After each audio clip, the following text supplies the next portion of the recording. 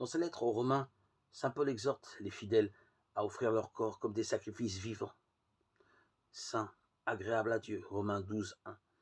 Suivant les traces du Christ, nous sommes appelés à faire de nos existences concrètement en ce monde. C'est ici le sens du mot corps, une offrande à Dieu, qui exprime une communion. Qu'est-ce que cela signifie? Il est significatif que l'apôtre ne donne pas d'emblée des règles en ce sens. Il dit simplement ne suivez pas les modes et les valeurs de la société ambiante, mais cherchez à discerner à tout moment ce que Dieu veut, ce qui est bon, Romains 12, 2. Il sait qu'on ne peut donner sa vie sans être libre, sans choisir, en toute connaissance de cause, la voie de l'amour. Loin d'être un carcan qui nous oblige, cette voie fait donc appel à notre créativité afin de découvrir comment être là pour les autres, dans chaque situation à laquelle nous sommes confrontés.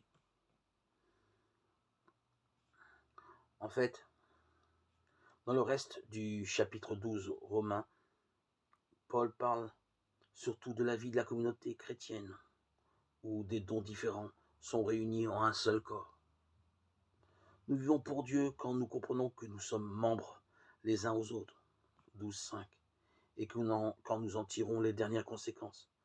L'apôtre évoque ensuite notre relation avec ceux qui nous sont hostiles, et là, la règle d'or est de ne pas rendre le mal pour le mal.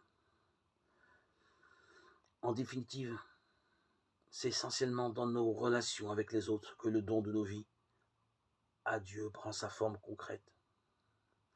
La lettre aux Hébreux donne une réponse semblable à la même question. Offrons à Dieu un sacrifice de louange en tout temps, c'est-à-dire le fruit de lèvres qui confessent son nom.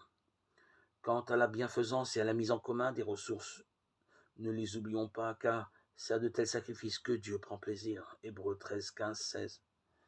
Le sacrifice chrétien se résume ici, dans la prière et le partage, deux expressions fondamentales de la communion.